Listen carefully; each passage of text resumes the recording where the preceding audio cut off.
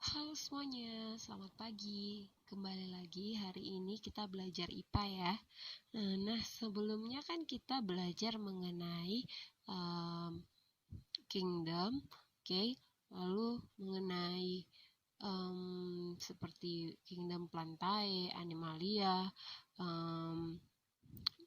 lalu kingdom Monera, Protista, oke? Nah, kali ini kita masuk ke sistem klasifikasinya. Nah, kemarin kan sudah diberitahu ya, untuk klasifikasinya itu ada 6 kingdom. Oke. Nah, ini bagaimana mengklasifikasikannya, berdasarkan apa gitu. Jadi di sini penjelasannya berdasarkan apa aja sih sebenarnya klasifikasi ini. Oke, lanjut aja. Langsung aja.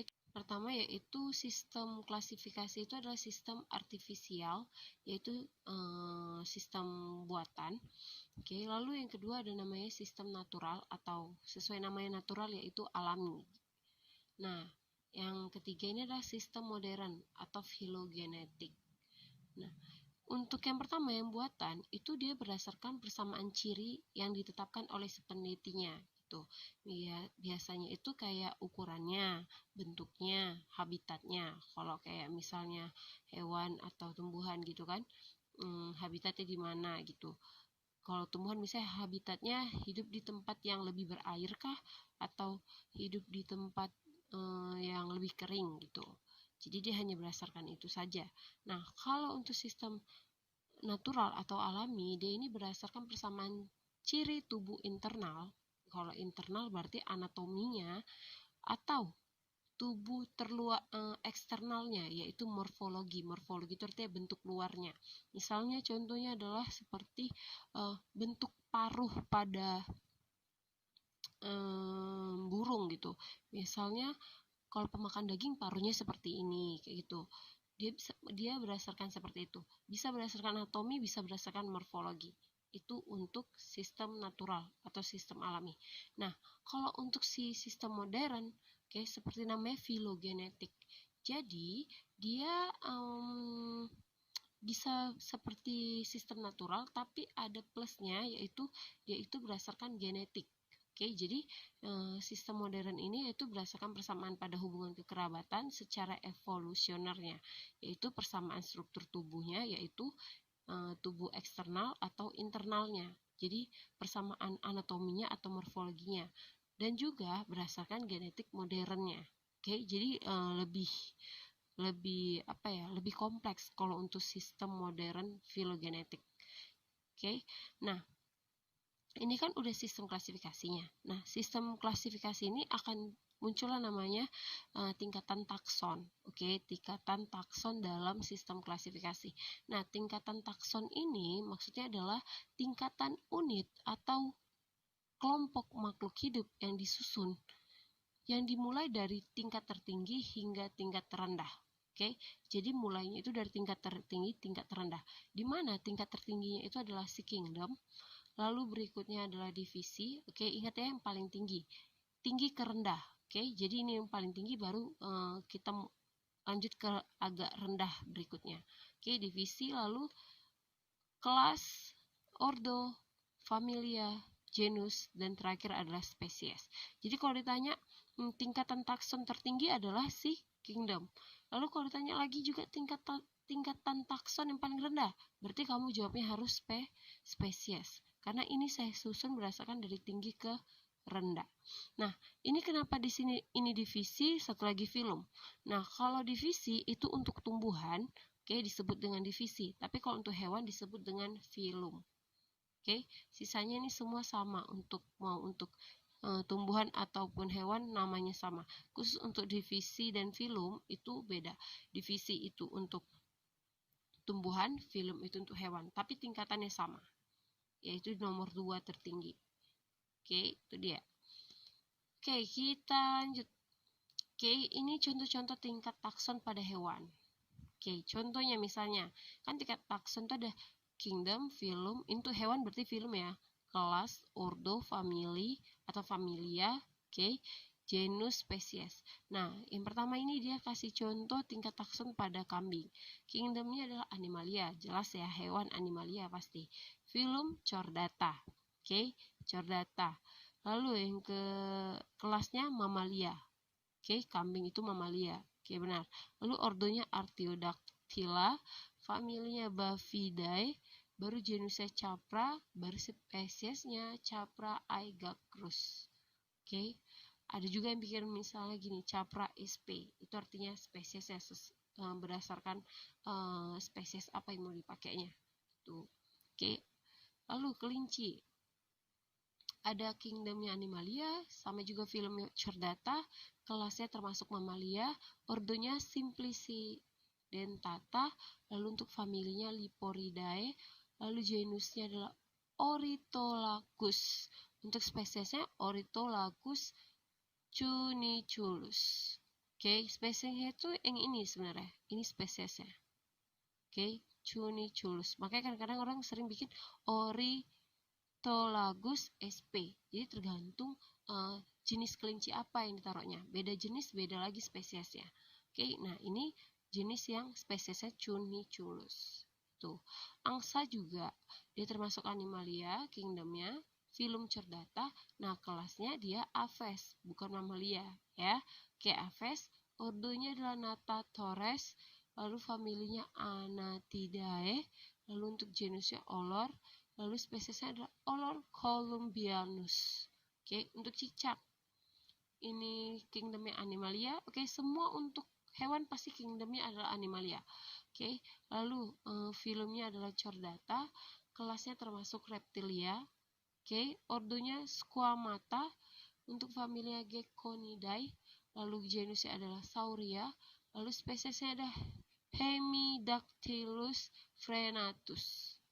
Oke, untuk ikan lele, ini contoh ide ikan lele diambil. Kingdomnya Animalia, filmnya Chordata, kelasnya ikan, udah pasti Pisces. Oke, ordonya Ostariophysi.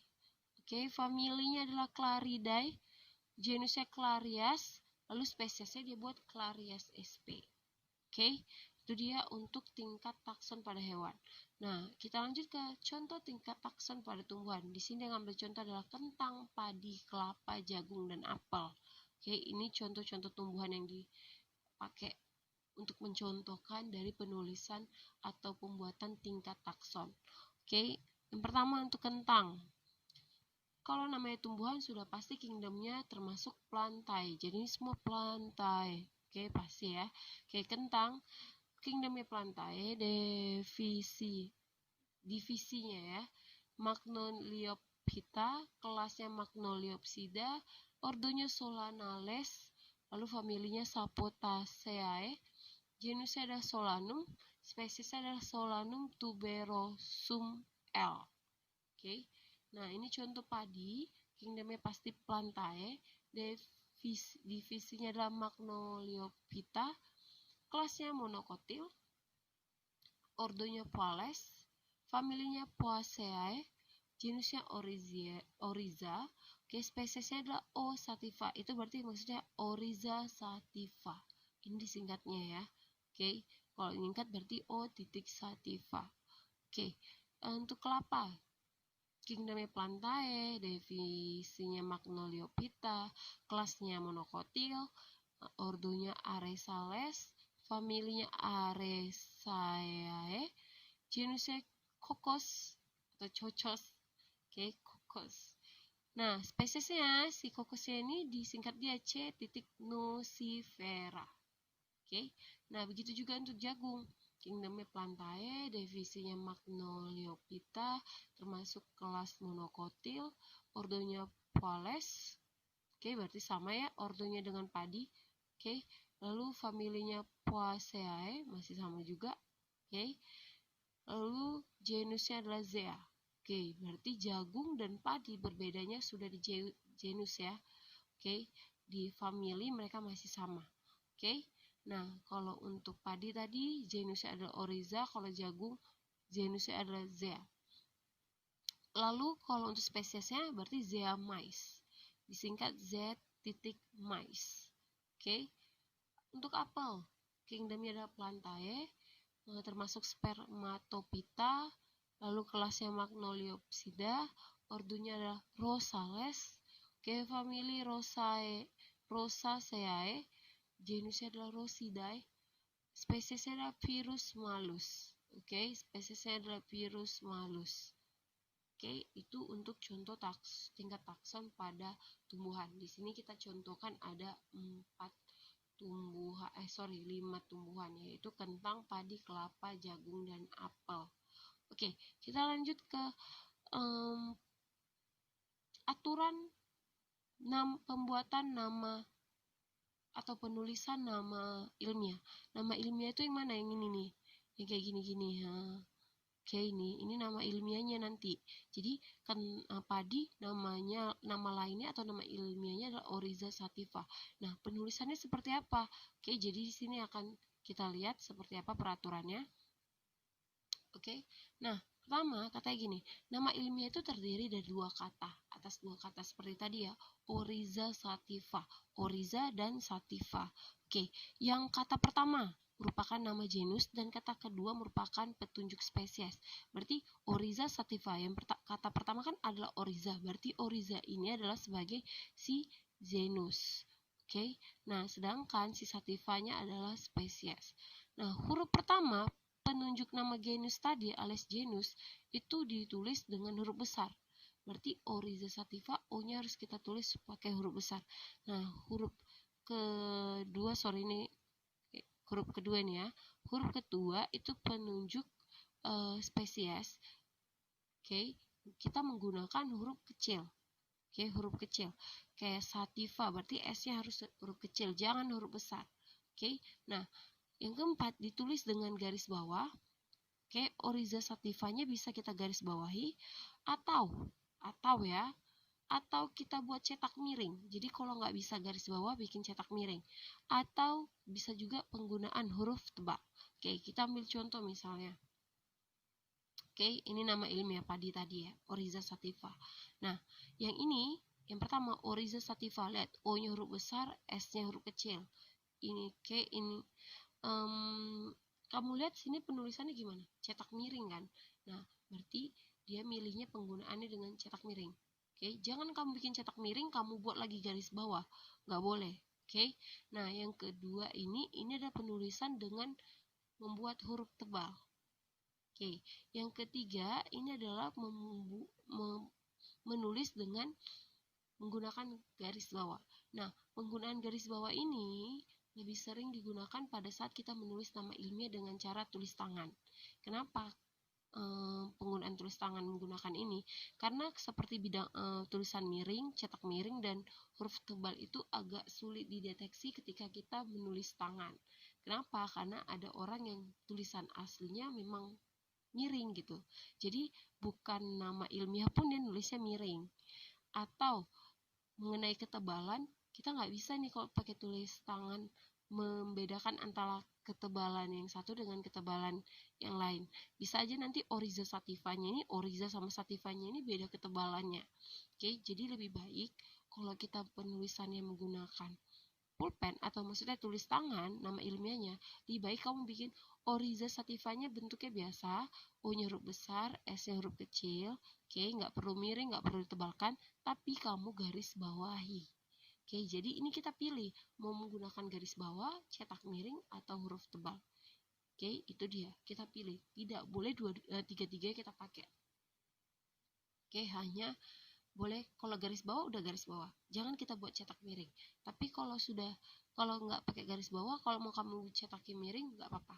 Oke, nah seperti kata pertama tadi kan katanya nama pertama ini adalah genus. Berarti Oryza genus, lalu sativanya adalah sebagai si spesies. Oke, sampai situ udah paham ya? Dari penulisan nama, tingkat takson dari yang tinggi dan terendah, contoh-contoh tingkat takson pada hewan ataupun pada tumbuhan. Oke, saya harap kamu sudah paham mengenai itu. Oke, kita langsung ke tugas.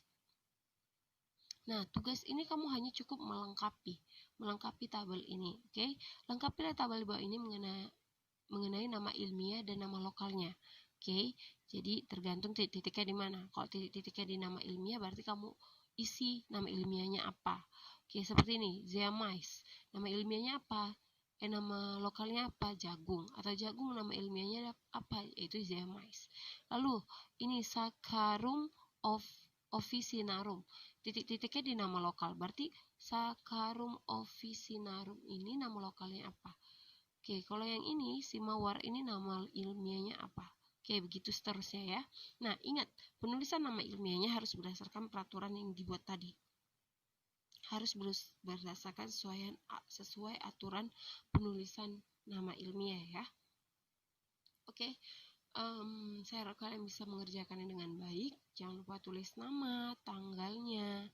Oke, kerjakan di kertas lembar. Hari Sabtu ini tugasnya dikumpul. Jangan sampai terlambat. Oke, demikian untuk materi kita hari ini. Atas perhatiannya saya ucapkan terima kasih. Selamat pagi semuanya.